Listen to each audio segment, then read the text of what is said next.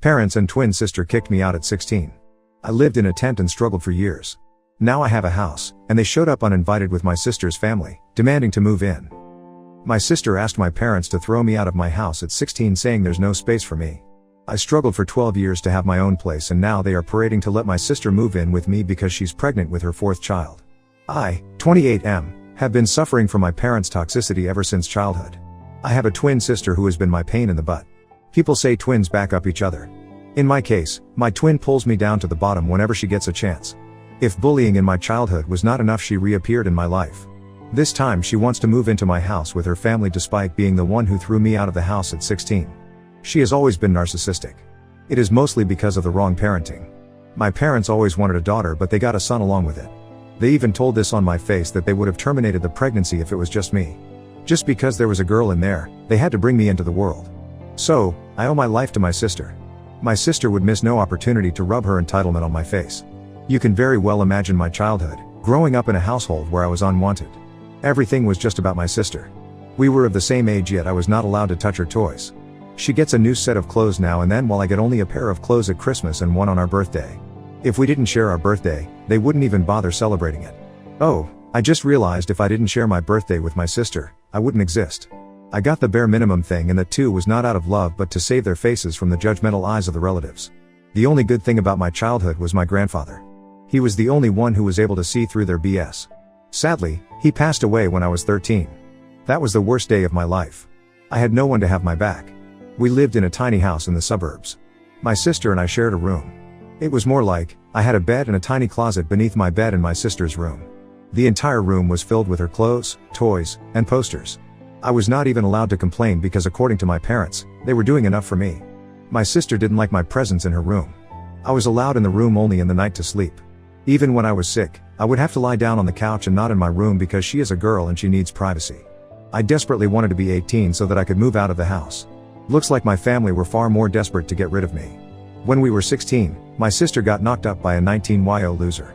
His parents had thrown him out of the house when he failed thrice in the 8th grade. My parents got them married and my father got him a cleaner's job at his factory. My father is a mechanic and works at an automobile manufacturing company. My parents brought him home, so obviously I had to move out of my room to make space for him. But our house had only 2 rooms and a tiny living space. I asked if I could sleep on the couch, but my father denied it, saying he sleeps on the couch when my mom's snoring becomes unbearable on winter nights. I was asked to find a place for myself. To add fuel to my situation, my loser Bill would say, "Dude, it's not tough to find a place for yourself." My parents threw me out when I was 15, and yet I was able to put my life together. Now I have a family. Trust me, it's gonna get better out there, I sighed. Yeah, if living off as a junkie means putting life together and knocking up a minor means family to you, then sure. Most of my relatives lived far off the place, and moreover my parents threatened me not to show up at any of the relatives' places because that would mean exposing my parents' toxicity. I requested a few of my friends to lend me their couch to sleep, but there was no luck. Why on earth would their parents allow me in their house when my own parents kicked me out? But one of my classmates was living in a garage. He let me in for a few months until his parents saw me there and kicked me out. I slept on a bench on the sidewalk for a few days until I was rounded up by the cops and brought home. My parents made up the story that I had run away from home. They took me in that night. My father got me a makeshift tent from a junkyard and asked me to use the space in the backyard to set up my place. It was a reward for remaining silent in front of the cops and obeying their orders of not showing up at the relatives. Tent was still safer than sleeping in the open. Summer was still okay, but winter was terrible. One day it was so cold, I felt I was almost gonna die of freezing. I knocked on my house, but no one responded. I desperately needed help. I knocked on my parents' bedroom window. My dad yelled from inside not to disturb him, else he'd come out and knock me down. I felt so miserable that one point I wanted to die. I cried for the whole night. The next day, I went searching for a job that would lend me a space to sleep. One of the bakery shops needed a worker for his factory that was like 20 miles away, but he agreed to give me a place to sleep and even offered me food. Basically, they baked it in their house and needed a helping hand. They offered me to live in their backyard, but I would have to clean it up. I agreed. The place was pretty messed up with flour and sugar all over the place. Not to mention the rodents surviving on them. But I was at the lowest point in my life. I readily took that job. I packed up my stuff and left. My sister was even happy and said, "Good that you're leaving. We don't have space for you here." No one even bothered to ask me where I was going. I cleaned up the place and made it habitable. Initially, it was difficult to get rid of the rodents when they came searching for food, but eventually, I felt cozy living there. I had to drop out of high school. There were a few more months left for the final year exams. My friends told me to continue living in my parents' backyard and complete high school, but I had given up. I worked hard in my job and lived off my salary. Soon enough I realized I had to upskill myself to get a better job. I picked up few skills. My dad is a mechanic, so I grew up playing with his toolbox. Worked for my parents. They didn't have to get me toys, plus I helped dad in plumbing the house. I saved up and took up a course and a job at a car plant. I worked my ass off to climb up the ladder. Now I'm a supervisor. Recently, one of my old friends was selling off his house urgently. He has some divorce issues and he wanted an immediate buyer. I was reluctant to buy a 3-bedroom house, but he offered me a hefty discount on the market price and agreed to accept the down payment in parts. I grabbed it 2 weeks back. I moved into my new house and today I found unexpected guests at my door. Yes, my parents, sister, and Bill. It was a surprise for me because I was NC with them all these years. Neither did they reach out to me. This house of mine is nearly 15 miles away from their place. So there's no way they would have bumped here casually. I'm not in touch with any of the relatives, neither in person nor on social media, but I'm guessing it's the neighbor. I'm still friends with one of my neighbors. He might have seen the pictures of my house on Facebook and told my parents about it. I still have no idea how they figured out the exact address. My dad knew where I worked, so maybe he got the address from there. As soon as I opened the door, they forced themselves inside my house. Mom and dad congratulated me and said they were proud of me. I smiled and offered them a chair. I'm yet to get the furniture. I just have a bed, a few chairs, and a table. My parents sat down and started asking me about the deal. It was unbelievable for them that I was able to buy a house at 35 while they were still living on rent. My sister and her deadbeat husband were casually strolling through my house like they were planning to move in. I asked them what's the matter, why did they suddenly pop up in my life? They said nothing, just checking on you. Funny huh? They checked up on me when I needed them the least. They randomly started giving me their life updates. Dad has developed hypertension. My sister has got 3 kids, 14, 9, and 4, and she is pregnant again. Well, good for her. I just sat there nodding and thinking whether to yell at them or politely ask them to leave. Mom asked me if I was getting married or have a girlfriend. I said it's none of your business.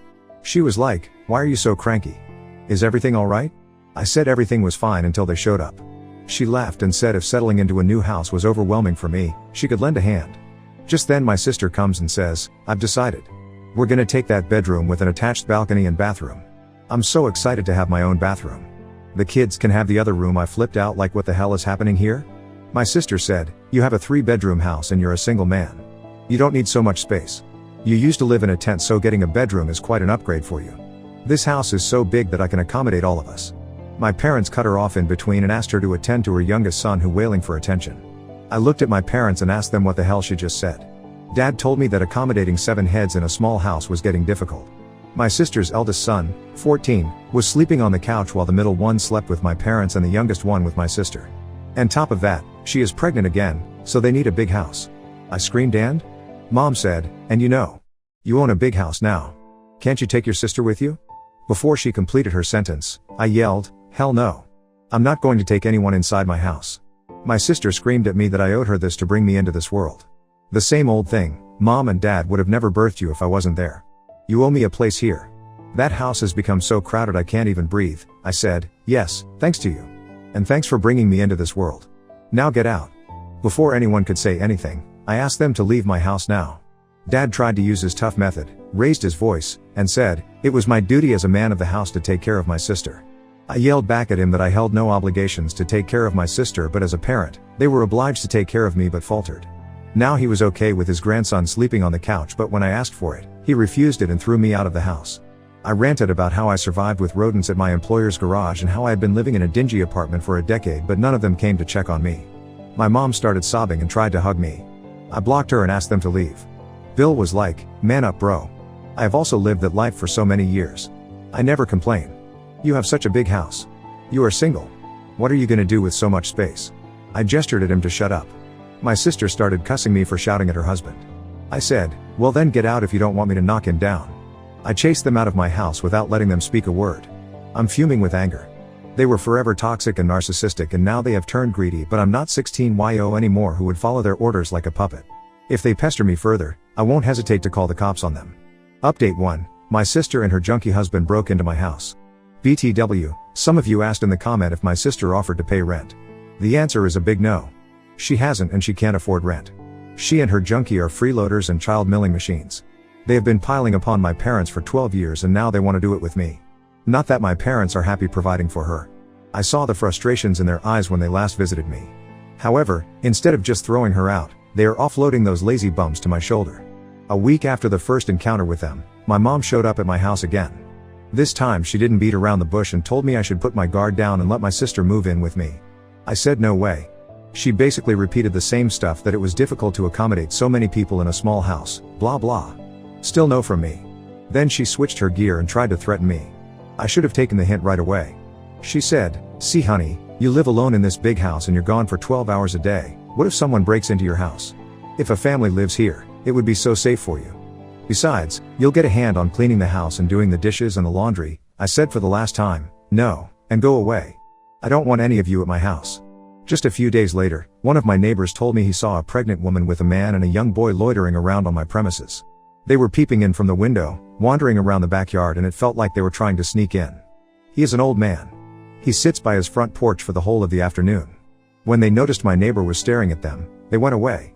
He came to inform me as a goodwill gesture. I thanked him and gave him my number. I requested him to call me if he saw them ever again. My house was not guarded with cameras. I was intending to install it over the weekend. Who knew they would break in before that? Just 2 days later, I got a call from this elderly neighbor saying he suspected someone had broken into my house. I rushed home in a panic. He was right. My sister and Bill had broken into my house from the backside window. She was like, "We didn't have any other options than this. You were being a jerk and not allowing us. Now we live here and you suck it up." I was in shock. I mean, how far she went to rub her entitlement onto my face. Bill came outside of the room in which they had made their bedroom. He was like, "It was pretty smooth, huh?" Without thinking twice, I charged at Bill. My sister came in between and I dragged her aside. I punched him in the face. Their 14-year-old son attacked me with a bottle and my head started bleeding. The blow was not severe and I was in my senses. On the verge of blackout, but the rage kept me on. They all panicked seeing the blood. My sister called up my parents and told them what happened. Bill and his son started cleaning the mess. My neighbor called the cops. My sister and Bill started apologizing and begged me to spare their son from being arrested. I said all of you would go down with him. The cops arrived and took my statement. My sister denied all the allegations of breaking in and assaulting me. She said she was visiting my house with her family. Her son played a prank on me and I accidentally slipped and hurt my head. I was mad at them and that's why I was falsely framing them. What a liar. Meanwhile, my parents arrived and they forced me to drop the charges against them. They all ganged up to prove me a liar and said I was using the cops to extract my grudge against my sister. Thank God my neighbor pitched in and gave his statement, and based on that, the cops arrested them. They had to spend the night behind bars because my parents didn't have the money to bail them out. The next day, they were presented for trial. I went to the hospital and got my wounds dressed. The doctor scanned it for internal injury. I had to take a couple of days off to nurse my wounds. I pressed the assault charges on them and also claimed compensation for my loss, and the court agreed that they should bear it. Meanwhile, my parents tried all means to make me drop the charges, but I threatened to sue them for planning the assault on me. Her son is a minor, so he was dealt with according to the juvenile law. He got a week in a juvenile facility and his parents would have to pay for restitution, lost wage and medical bills. Sister and Bill were fined heavily, but they pleaded to trade off a part of it with community service. It's been a week since then and it has been silent. I hope they have got their lesson and they should stay away from me. Update 2, looks like my parents are not off my back yet. Yesterday, they showed up at my house again. I slammed the door in their face. They stood outside for almost an hour requesting me to hear them out. Finally, I had to let them in. I wish I could just yell from the window and threaten them to knock them down like Dad did to me 12 years ago. Anyways, I asked them why they were again at my door. They both started sobbing and said they needed my help. I said if this has to do anything with my sister then count me out. They said it was about them. Dad goes, "You see, I'm growing old and fragile. I cannot work as before. Our house hasn't been repaired in many years. Everything is falling apart." I cut him in between and said come to the point. He and Mom wanted to move in with me. As a responsible son, I should take them in. I should have if they were a responsible parent, but they were not. I asked them what would happen to their house and if they're gonna terminate the lease. They said they're gonna give that house to my sister. I was like, oh cool, you guys have taken an alternate route to exploit me. Earlier you tried to dump sister on my back. That plan failed. Now you wanna pile on. For the one last time, my house is not up for grabs. Not for anyone. They said my sister was offering to pay me the rent for living in my house, which I can use to pay the mortgage. I said I don't need her rent. She doesn't have to be bothered about my mortgage problem. She should instead look out for herself. Mom started crying that it was becoming very difficult for my sister to make ends meet. She doesn't even get proper sleep because her children sleep in the same room. I said it's not my problem if she is mindlessly expanding her family without financial planning. They were like, what could we say? You're not agreeing to anything. Neither do you want to take in your sister. Nor you are agreeing for us. You should at least let us move in with you. The house is too big for a single man. I said I don't plan to remain single forever. They tried to emotionally manipulate me that I should take care of my aging parents. I screamed karma is real. Remember how you threw me out of the house? This is what you get back in return. I opened the door for them and they left with bitter faces. I don't care what they call me, but I'm not gonna be a doormat and give in to their demands. Now on to the next story. Story 2. Rejected my daughter's Father's Day gift because I'm still angry about my ex-wife's affair that my daughter hid from me. After making her cry, I realized my mistake. My ex-wife, 40F, and I, 41M, have been divorced for a year now because she had an affair. She herself confessed to her affair a year later and moved in with her affair partner, who she's also now married to. I was pretty distraught with the whole thing. We also have a daughter, 17F.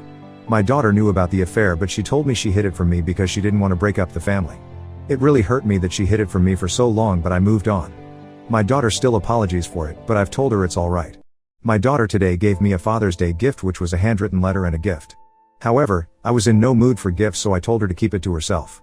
My daughter seemed a bit shocked and she went to her room, and I think she was crying as she went to her room. Was I the Comments. MLK 154. Yes, emo. You say you told her it's alright. You say you moved on. How do your actions live up to those words? At least be honest with yourself, and then her. Either move on or don't, but don't say everything's alright and then not accept a gift from your daughter. Plus maybe factor in she's a kid and in a tough spot between her parents when you make some of these evaluations. Gone to Flin Flon. Very few adults would have the courage to speak up in this scenario, never mind a kid who probably didn't want to hurt her dad.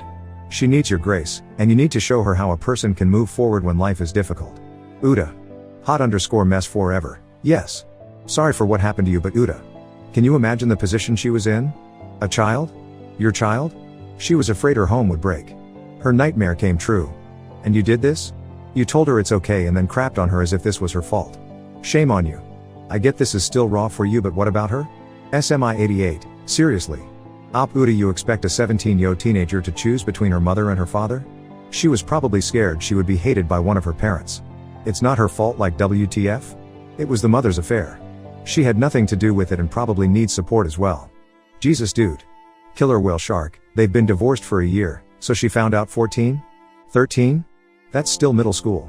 A child shouldn't be in charge of their parents' marriage. Uda just wanted to provide a quick update. I did feel guilty after rejecting my daughter's gift yesterday, and after reading a few comments, it confirmed that I was an I went to her room yesterday and apologized for everything. It really hurt me that I made her cry that much. I told her that I didn't mean it and we had a chat.